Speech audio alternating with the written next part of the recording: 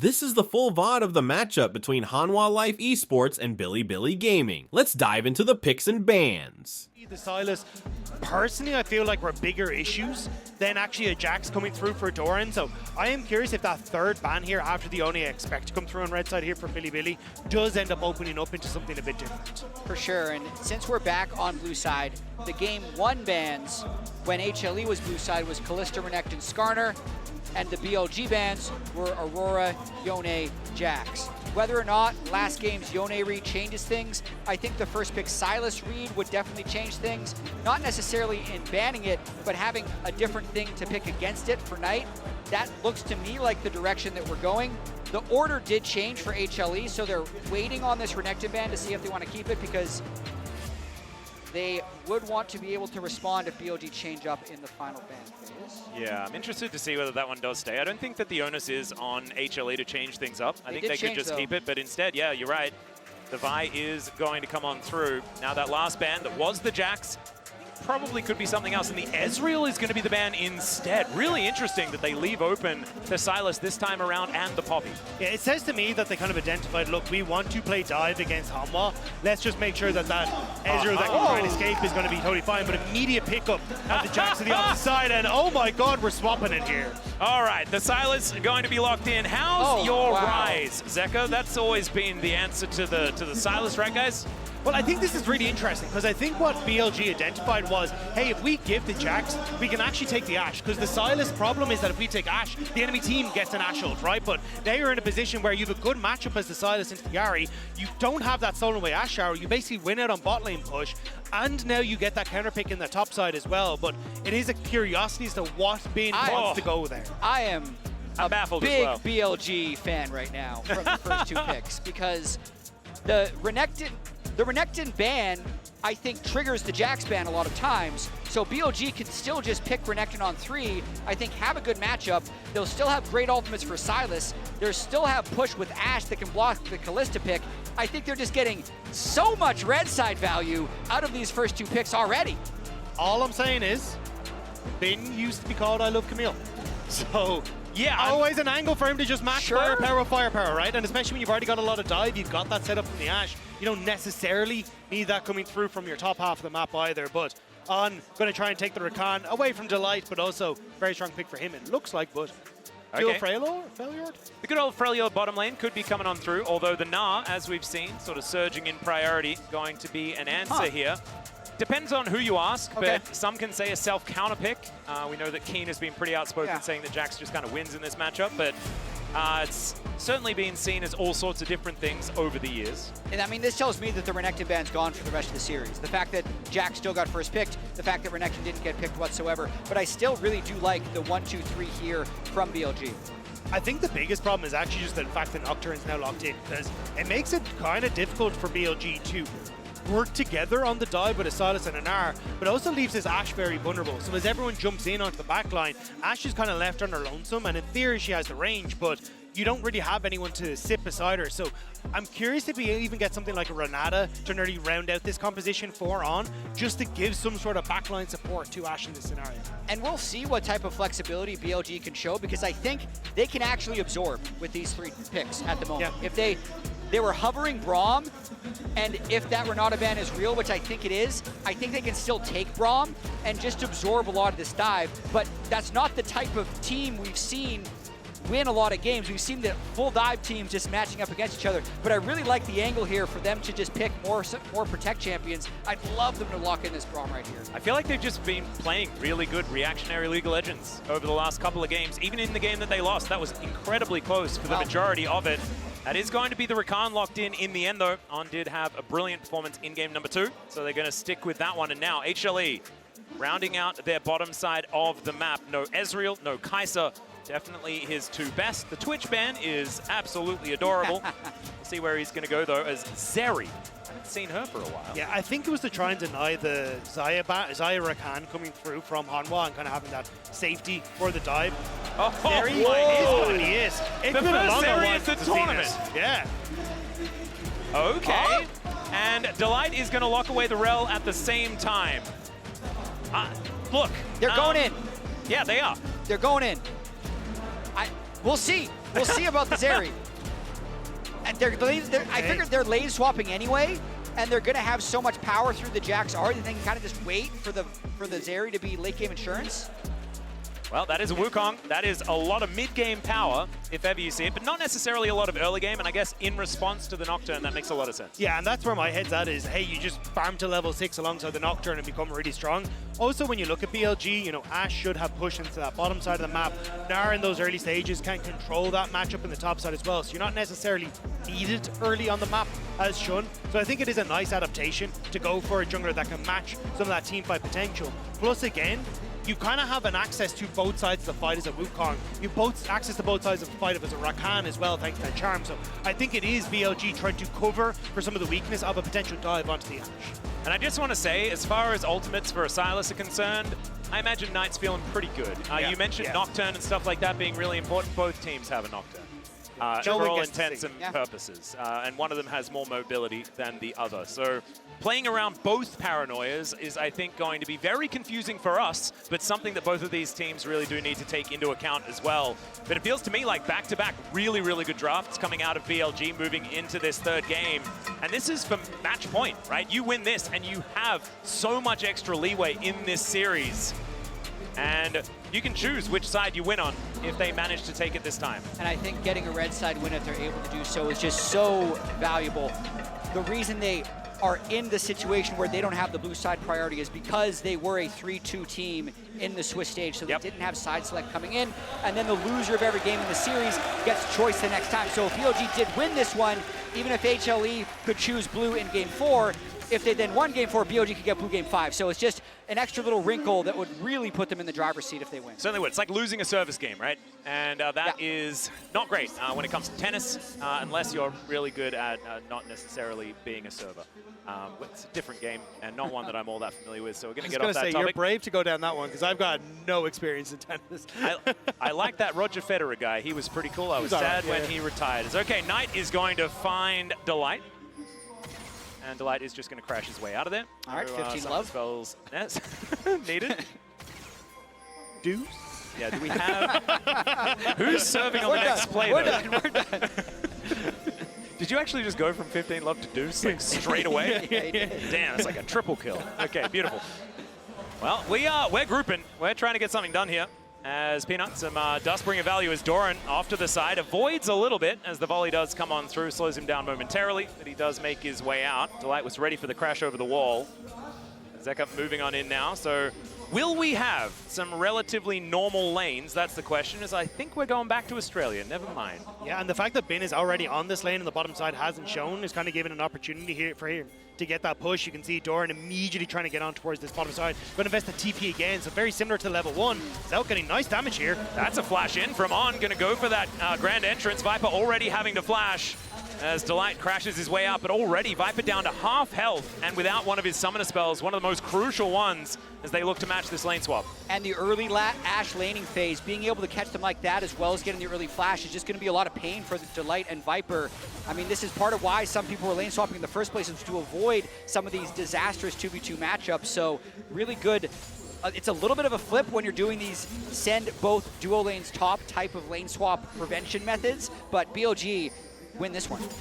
I'm also curious what On does off this crash. Not going to look for any sort of invade, I believe, is shown actually, although he is not doing his red buff, so maybe they want to look for some sort of play. No, he's just going to, finish his red buff there, but I think he might need to come and cover mid, because Knight getting a hell of a lot of damage put down with Zika. Has just ticked over to level 3, so we'll have access to all of his abilities, but not in the best of spots in this early stages. This is the true mirror matchup, right? As far as our game number 1 is concerned, as in goes Doran, looking for Bin here momentarily to hop out. Mean that the Nara is just fine, hitting that Mega Nara as well. I'm very interested to see how this mid lane matchup's going to go, because do you know what? I just want to see Ahri do okay in this lane. As you're exactly right, Shun, looking for a little bit of an angle here, as I love it. We've got matching spooky skins as well from our junglers, so jungler skinergy, I think, is actually very, very important, and we do have it here between Peanut and Shun. And speaking about the Ahri versus Sylas matchup, if it goes anything like it went the first time when opposite players were playing it, the Ahri does win early. It's range versus melee. Yeah. You have slightly better wave clear early on in the game. It's just if Sylas keeps it close and then has adequate items, steals your Ahri ultimate, you're just better than Ari at that stage in the game. So that's how it played out in the first game. Zetka actually was down about 15 CS as the Silas, around like 100 to 85 was the break point that I saw. So it looks to be starting that way in this one. Well, Doran here getting the shove in, and Bin just going to be catching the wave, but Doran actually doing a decent job.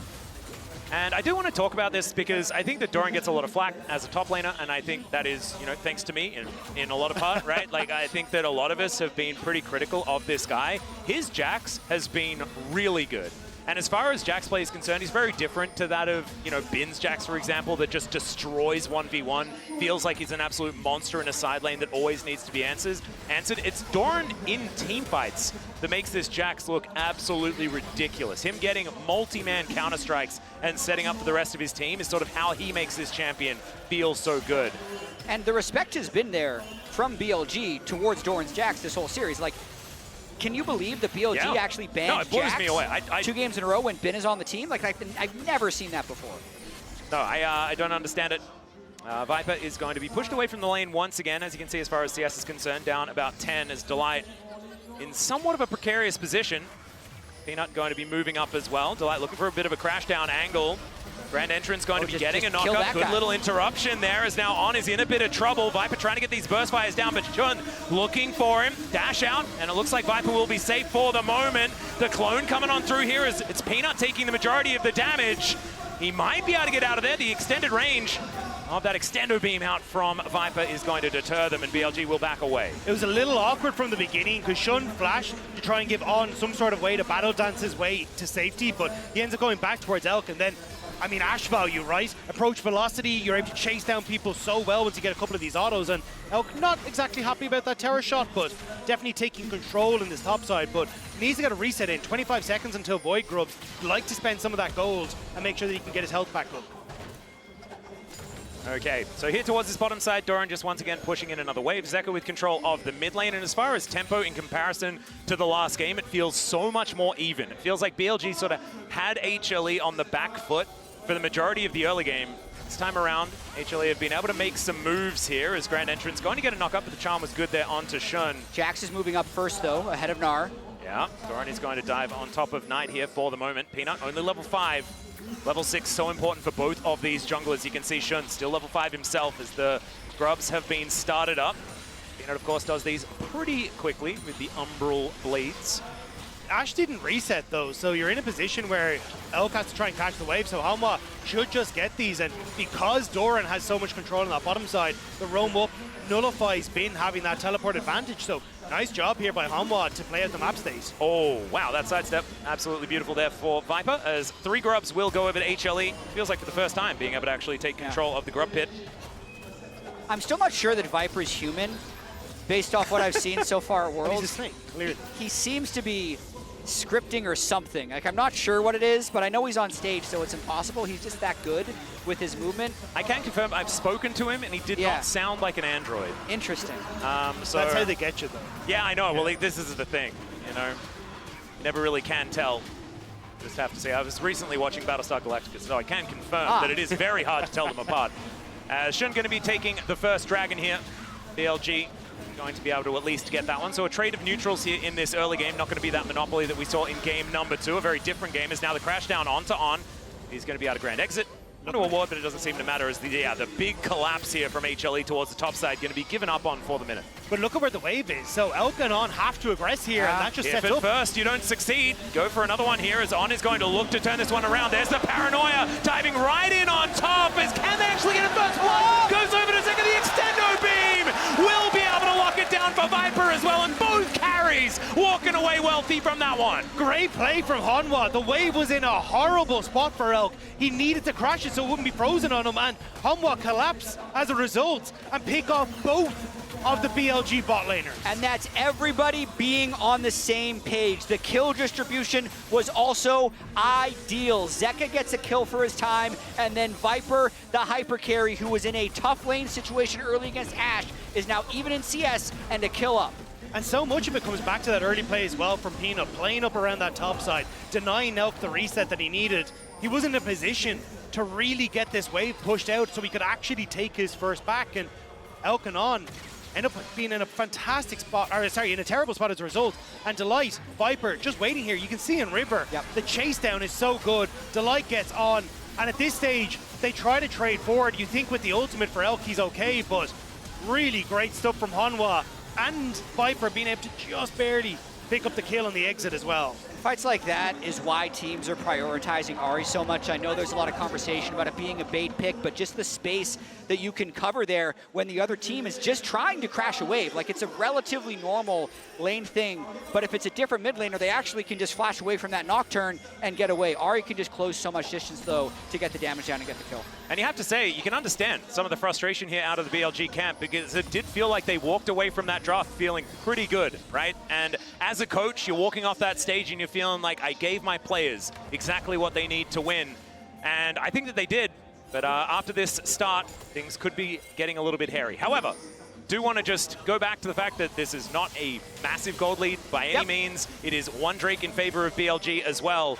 And these Ahris have just been instantly dying. And if that happens again, I don't like HLE's chances in this one, so I wouldn't be counting any chickens just yet. I think the nice thing for Hanwha, though, is that they've already sent Doran to this top side. He's going to be able to keep pressure there, bin TP to the bottom lane. So for the Void Grubs that are in 45 seconds, this could be a potential 6 grub buff for an Ahri and a Jax on a side lane. So there's definitely some avenues of attack here for Hanwha. And I think what we've seen is that BLG, when they start to fall behind in this series, haven't been confident enough to kind of get the lanes assignments correctly the first time around. They take a second or two to get everything back in order. So this is where I want to see BLG just from this point now start to figure out how they want to get onto the map, and a lot of that is going to be bin rotating up to the top side, being in a position to try and contest these Void Grubs and finding some sort of fight off the fact you have a pick with the Ashes. Exactly, and we are going to take some time just to have a look at the beautiful Adidas Arena and some of our players Max. here, as there is a little bit of a pause. Who paused, Max? If it is that guy on the screen right there, I can tell him right now he does not have a static shiv. That's why it's not going off. Yeah. Just to go back to some drama in the LCK. It was This an is such HLE a- peripheral issue, and it might be that gentleman on your screen right there, as we can see.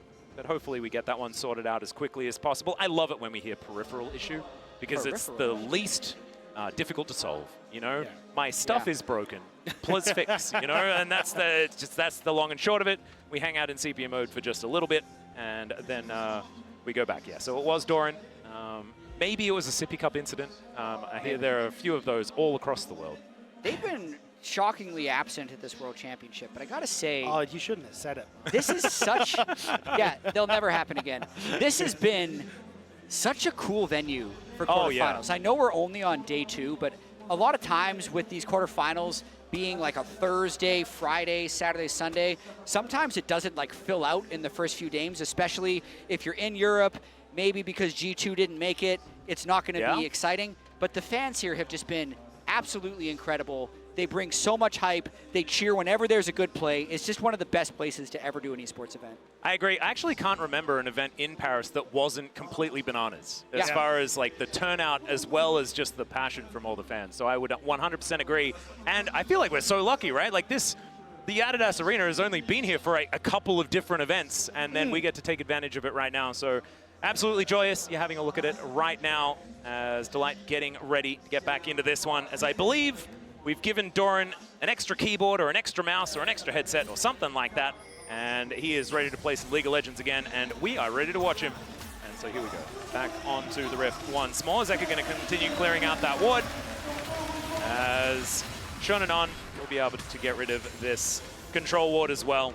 BLG just moving towards some control of these grubs, which is exactly what they've been looking out for the last little while. Yeah, maybe the tipping point of the series here, especially in Game 3, the early trades going back and forth. I think HLE definitely punched back in a meaningful way, but you know, if the Silas gets one big fight, he can kind of just take over the game as well. So, as you were mentioning, Dag, that this next grub fight could be big.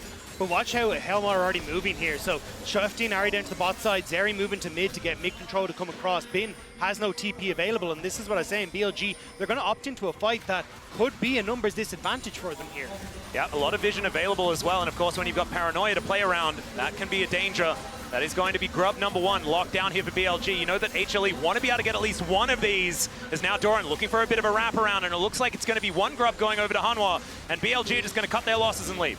Bin was walking up from River, but he'd actually popped Meganar, so BLG in the grand scheme of things wouldn't have been able to go for a proper fight. I think just happy to deny that 6-group buff to Hanwha there. And these teams, aside from a little bit of over-aggression in Game 2 by HLE when they were trying to get back in the game, have been incredibly measured about the fights that they actually take right there. So that was teams not wanting to overcommit into what would have been a losing fight. And now they're just going to start setting up this Drake, I'd imagine.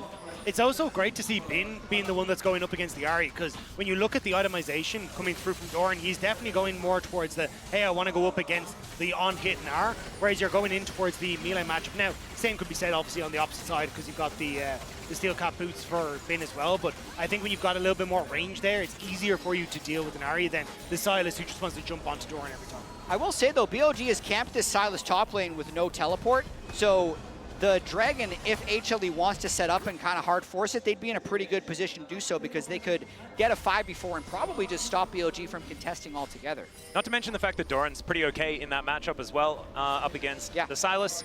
Has been when, you know, once upon a time, Silas was a top laner. Jax didn't do too badly into the matchup. Of course, patches do dictate a little bit of who's going to win out in those ones, but that's sort of my memory trying to kick in there just a little bit. Peanut grabbing the Hex Plate as well, and we'll see how that one's going to go. There's a few different schools of thought when it comes to the first item for the Nocturne. Gentlemen, what are your favorites? I like Stridebreaker. Yes.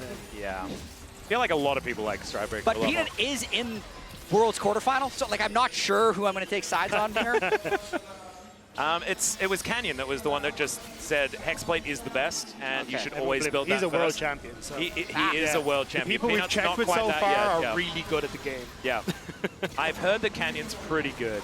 But we've seen Stridebreaker be very, very valuable as well, so interested to see what Peanut's going to make of this particular item, as already he's utilizing it to destroy a dragon. A little interesting that Knight actually pushed, recalled, deployed to potentially contest. Nar moved top so he could teleport down, and then they gave it away anyway because Shun wanted to go get Trinity Force, and the timing is just not quite there. So no one really cares about one Cloud Drake, I've noticed. I don't think BLG is going to be too sad about that. I think BLG are basically saying, look, we don't really want to fight. Let's just scale into our 2-item spike. Yeah. Because a huge amount of it is funnel those resources on towards Knight, leave Bin to actually be able to put pressure into this matchup on the top side. You can see he's got a 600 gold lead for himself, and as long as we are denying a potential dive on the bottom side, we're perfectly happy. Oak can fire off a couple of arrows, maybe fish for a pick, but let's just wait until we hit this second item and we really come online.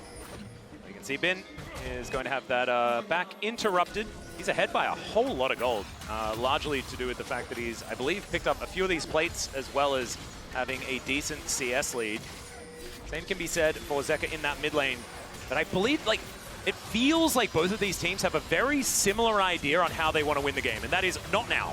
As here, a bit of a fight towards the bottom side of the map as Zeka looking for those chains. The charm is going to connect though. That should be the disengage that Zeka is looking for, but still, the Silas already looking dangerous. But now we can start to move up towards this Rift Tower. It's already been started by Hanwha. No teleport available for Knight. But I don't know if BLG are in a position to try and fight for this. You've already got the reset, so Hanwha are going to pick this one up. Yeah, Peanut just going to be able to take that one away. And as we get the MasterCard lane economy snapshot, it's going to be a lot of red towards the top side of the map. But you can see both carries on HLE looking very, very strong. A lot of trepidation from both teams in what could be a swing match in this series. Not too shocked to see the snapshot like this. Nar has generally been able to get extended gold leads in a lot of these matchups, and if he can get a kill onto Doran, he could really set him behind, but Doran's playing safe enough. Yeah, I think the real focal point for me has been how Peanut and Delight are playing around this mid wave. Because Elk has that ultimate available at all points in time, and the ability for On and Shun to destroy Viper is there at a minute's notice. But with how well Peanut and Delight have been, hey, we're going to shove in mid, keep Viper safe, then lean bot side, so Peanut is always in range of his ultimate support, people like Zeka. It's made it really difficult for BLG to really open up on the map. Now BLG looking for the trade on map state with the Rift Herald being invested onto this bottom side. Yep, that's going to be a turret going down. First turret blood over to HLE. That's going to give them a decent advantage, although it's answered immediately, so it is just that extra first turret gold that is able to be picked up as Arrow going to connect, and the immediate collapse comes down to Light. Just didn't know what hit him. Cyclone comes on through as now Peanut's going to join. The paranoia is going to be there. The fear, it goes off as On looks for that backline, but Zeka, it's a great sidestep, and the ulti comes through from the full health Zeri.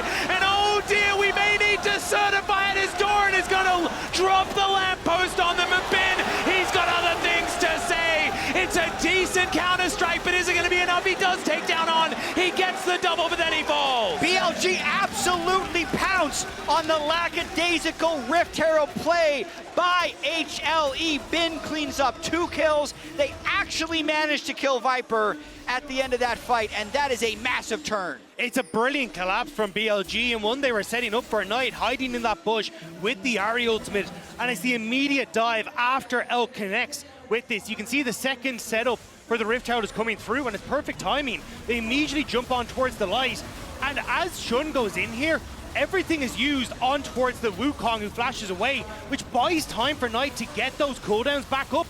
On uses the ultimate through everyone to buy space once more, and watch this dodge from Knight, just barely getting past the charm with that Ari ultimate means that then everyone has to overextend for him, buying time for everyone to jump on towards Viper, and On with this knock-up seals the deal for even more in BLG's favor. Yeah, once those teleports started coming in, you knew it was on. They've been waiting so long for this fight in this game.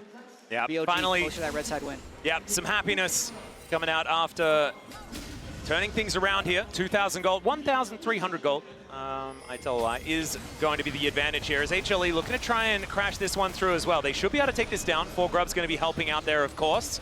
And Doran in the side lane is going to be very, very scary unless he gets hit by an arrow from downtown. The chain's going to connect as well. Delight just has to watch, but does provide a leap strike target. And Doran, they do get the turret, and he just makes his way out. Knight doesn't quite find the chains. Actually really important that Doran was able to escape this, even though it's likely going to make him reset. How good is Elk? Back-to-back cross-map arrows. Yeah. But they're trying to make this into a big tempo play. How long they delayed these recalls. Yeah, they're trying to delay it because Dragon is in 20 seconds. So if they can deny the back once again, Delight doing a great job of blocking the potential quill there from On. Now they get to move over on towards this bottom side of the map and actually match. Doran doesn't have TP, but Elk ultimate down. The ultimate coming through wasn't really burnt by On there, so BLG still have a chance, has been sitting just shy of this Mega Gnar form. Yep, no ultimate going to be on the Jax if they actually want to fight this Mountain Drake, so BLG should probably just start this. Bin also has perfect rage management before this fight.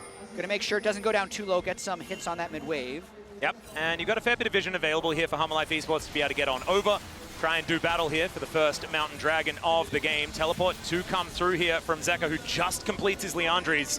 That is 2-item spike done here for the Ari. Could be massive moving into this fight, but look at the Naba onto Bin. Keep your eyes on this now to see what he can get done there as Knight is going to hijack the Spirit Rush. Both teams ready for a battle here. Extendo Beam not going to quite find it there as the arrow will connect onto the Jax. They all dive forward. Can he get the counter-strike? And he does manage to do it, but he's still going to go down. There goes the Rel at the same time, and the Charm will connect, but the Charm does not matter. It's Knight that's able to pick up a double, and HLE, they are more than on the ropes now. They're going to lose their outer turret, and that could have been a game-ending play. Internationally, Knight is known for his Ari, but domestically, he is a monster on the Silas. And when he gets access to the best of both worlds, he is showing up on this international stage, shutting down Hanwha and securing the Dragon for BLG. It's looking like Silas is a better Ari than Ari. Yeah, and it was HLE that told us that. Incredible. And this time, this fight, I really think HLE needed to give it up, but they want to keep the train moving. They're going for Knight. Yep, Charm is going to connect there as the Chain Lash not quite going to work out. Peanut is going to make him a little bit afraid as the Orbit Deception comes down. He's buying so much time as even Doran's going to make his way in. You can see Delight, he was right there. They didn't want to take any chances. They're still going to be able to take him down. Solid shutdown, but overall that fight, BLG was set up on the Drake. They had a nice line of scrimmage set. Bin was about to hit Mega Gnar. It's one of those things where HLE is just not in a good position, so you're kind of just waiting to see who BLG picks to kill. And once that happens, I just don't necessarily know what the plan was here for HLE. The setup was perfect by BLG. Peanut also just wasn't involved in the fight. Yes, he popped the darkness, but he would have liked to jump on towards the Ash, but with the way BLG were set up, he would have been diving into his death. Yeah. So You're just never getting 4 through the versus Mega Gnar. 5. Exactly, and it was a great trigger pull from BLG to just say, you are not in position, we can take the fight. Well, this one certainly looking like it's turning towards a BLG favored game. Still, gold lead nowhere near what it was in game number 2. HLE still in with a shot. We'll see what they can actually get done, because it feels like the game plan from BLG is working out a whole lot better. For sure, and I think even that last fight, the fact that HLE even did that makes me think that they're feeling a lot of pressure, that the game is actually falling out of their control, because it was not a good look. And I feel like if that was in the LCK in a lower pressure match, I don't think they would have actually tried to force that 5v5. So they really need to just reset their mental here, realize they're behind, and try and take some smart fights. And that's why they're trying so hard to punish Knight on the side lane, because they need to try and deny this 1-3-1 setup. Maybe looking it on here. Here we go. Yeah, there's the paranoia to dive in. They should be able to take down Elk. There it goes. The Magnus Storm is going to come through as well. As there's the Cyclone. Shun trying to turn this one around is on. He's not going to be able to help out. Still, Viper is dead. And the teleport from Gigabin into that backline. Zeka nowhere to go. And he's just clobbered on the head. That is going to be HLE having to back out of that one. It looked like it was such a good start to the fight. You all forgot about Bin, the TP in with the Mega Gnar, and that's what I was about to point out. He was nearly 3,000 gold ahead of Doran on a side lane. It's only exploded even further now. This Gnar is taking over this game, and there's zero Hanwha have a response for. The gold lead is Bin. Bin Yeah. is the difference. It was a good look, as you mentioned, onto the Ashe, but once you're flying in there with the Rel and the Nocturne, the protection that could exist for Viper is gone. So he kills Elk, but then Wukong gets onto Viper so well with the Recon, and then they end up trading 80 carries, and it buys time for Bin to arrive. And it is a great ward that Hanwha are trying to play off. Spot Elk when he's trying to play safe on the mid wave, but BLG are just in a position to follow up. They'd already pushed in that bottom wave. It was the play, the Hail Mary play for them to try and come back into it. And that, I believe, is the BLG cheer rally, the fan head. So it's nice to see that he's made it to Paris again. Absolutely. Looking like he's doing his job well at the same time, and especially while BLG are performing this well. Now moving ahead to about a 3,000 gold advantage. These incremental leads that they're piecing together. 1.5 minutes until this next Drake is up and available, but Baron is on the map, has been there for about 3 minutes, and that could be a port of call for both of these teams to try and grab some control. And Dagda, I also want to talk about BLG and their inconsistency in Swiss stage, because they were inconsistent in single games in the LPL all the time. They dropped so many game ones of best of threes and best of fives, but they were so good at recovering and taking control of the rest of the series. They're trying to do exactly the same thing against HLE, and they have wrapped around. Oh, Doran. Oh, the switch in positions! That was gorgeous! I'd say probably a little bit lucky as well, but you have to give it to him. Straight between the uprights, but in the best way. And they both celebrate by spinning around after they trade places. Man, Cirque du Soleil, I love Could it. they do that again if they tried? I don't think so. But excellent stuff from Doran to get away from that. But yeah, I think for BLG, it's great to see them coming back into form, because yes, they did drop singular games, but I think there was a definite issue with their meta read, how they were approaching fights coming in from Swiss. But this is more like it, and it's Knight coming onto his champions, like the Ari looking great, the LeBlanc looking great. The Silas has domestically been an incredibly strong pick for this guy. He had like a 2v5 base hold against some teams back in like 2022 spring on this champion, but we haven't really got to see him bring it out on the international stage. But now you're seeing why it's so feared domestically. And they're going to be trying to set up with this Drake here. Currently, Bin, I'm trying to find him on the map, has no rage at the moment, so they don't have exactly the same setup, but as long as HLE doesn't start the Drake, they can start to get control. I mean, he's 3-item mini now. He still is very dangerous, as it turns out, with this Wits End that he's just completed. And yeah, Doran going to make his way in. Hanwha Life Esports not wanting to give away Soul Point here, especially when it's that Mountain Soul. Will make Bin almost impossible to kill. A Shun taking half of his health bar from Zeka here, who's already used his ultimate. Now that Nabar is looking brilliant. The Spirit Rush still comes down, but he's hit by the Arrow Knight. Gonna lock that one down. Delight cannot do anything about it. And they lose two. They'll lose the Drake at the same time. HLE are flailing. Even more control by BLG. Another Ash Arrow by Elk. They are far ahead here in the game 3. And Atlas, this is also the second game in a row they've kind of put Doran in the dirt, which has got to be concerning for HLE. Last year on Gen G, Doran could not match Bin in that best of 5, and I'd say these last 2 games have been a bit of a disaster. Yeah, I think that there's just something there. I don't think Doran can really figure it out against this guy. Bin just has extra confidence against this player. As now they've started off the Baron down to 50%, as now want Viper it is all. starting this off. Let's see what they can actually get done here. Has been once again back to that Mega Nard. The Counter-Strike might be able to get something done, but no, he's just pushed away. And BLG, this phalanx that they can put together is brilliant. TP coming in though from Zeka, so they're able to push BLG up top, move over towards this mid lane turret. So not only do they deny the Baron, you're getting a little bit back here for Hanwha. Yeah, might be a little bit of an opportunity here, as some local gold from this turret as well is going to be helping out, opening up the map as well for them, and some bounties going to be layered on. So down to about a 3,000 gold advantage. We're going to have a look at this one more time around this dragon. And this is where it's just very difficult because you, hang on, never mind. Never mind, fight, there's more another fight. battle coming on through here as the arrow is going to connect, as Peanut spell shields it because he wants to kill a blue buff, and he will not be delayed. Extra quick as well, thanks to the Oh, attack 100%, speed. yeah. Extraordinarily important. The arrow misses this time and it's the least impactful. I do want to say though, like the way BLG are playing around Elk is really good because he is so vulnerable in this game, and we actually haven't got to see that because every time he's pushing it midway for objectives, he has help. He has someone to protect him, and now on trying to play security guard for Knight on the top side. Yep. As well as BLG has played, and as far behind as Doran is, I'm looking at Zeri, and I'm seeing 3 completed items. Yeah, And I'm looking at the nameplate, and it says Viper. So those 2 things together make me think HLE still have a chance. we'll just have to see, because we haven't certified a Zeri moment just yet. He's 1, 3, and 4 right now, not necessarily running away with the game. But you're right, Viper has certainly performed some miracles himself. We were all there in 2021 where he made that run 5 games all the way towards the grand final, being able to take down an incredibly in-form D+ Kia. I think the hard part for Hanwha though is trying to get control for Viper in a fight. Bane has control side, Knight does as well, so you're going to be late to objective setups by default. And then you are going to, Binu has his flash up, Shun flash up, Knight flash up, On flash up. There are so many people that are diving on towards Viper, so he has to play this clutch. Now, he does have his summoner spells available, but this needs to be superb from Viper. Well, there's a point-blank charm going to connect onto Shun.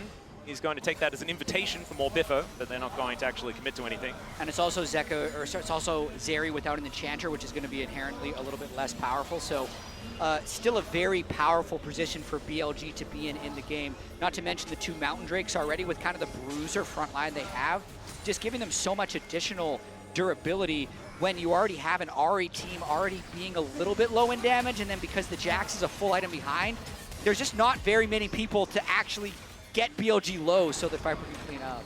Sorry, I'm just laughing at On. Like he just Yeah. likes to bluff. It's like, I swear Knight is still behind me as Knight starts to show him midway. He's like, never mind, I'm going to get out of here. He's on the perfect, like, walking ward champion as well, Yeah. though. As Rakan can basically get out of anything kind of for free. I mean, it's one of the champions he made his name on, right? It was Rakan and Renata that he was really renowned for. Why he became known as the handsome support for his handsome plays in the LPL. Yeah. And it was a lot of it was on things like the Rakan, which very fitting for that type of nickname. Yeah, I'd say fitting for this matchup as well, as that was where Delight made his name as well, even when he was a bro back in the day. Still was certainly celebrated for that champion. Less so these days, as the Alistair and the Rel have certainly been more his calling cards on HLE. Not so far this game, though. This Rel has not been able to find quite the things that he's wanted to get going. Zeka finding a little bit here. Does have 3 items now completed. Void Staff done as well. Trying his best to do damage. Absolutely, and it's going to be sole point here. HLE had 5 people grouped on mid lane very briefly to be able to get mid prio, but they haven't been able to hold priority on any of the side lanes. This is actually a nice timing right now because the wave that Knight pushed in top doesn't matter that much aside from the lost gold, and at least HLE can clear the vision, because if they get the right pocket of vision with which they can Nocturne ult and one-shot Elk with, that could be a way for them to prevent this soul going over. And again, this is what I was talking about. Knight supporting Elk on mid push. They're never leaving Elk alone, giving that opportunity. Now BLG are in position to just sit around Elk and just play this pocket of protection. Yeah, and they are just walking in with so much confidence.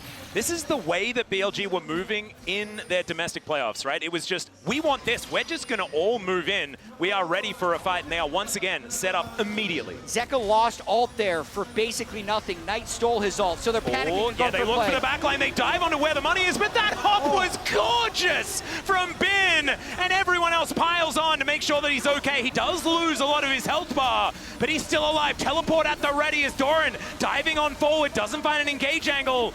As they're looking to try and take down this dragon. This is so dangerous. Bin is only a matter of time to get back here. Shun not going to be able to steal it, but it's Viper that somehow takes the dragon. Doran flashes away, but the chains will meet him, and now Knight has them exactly where he wants them, going 1 versus 2, and he likes those odds.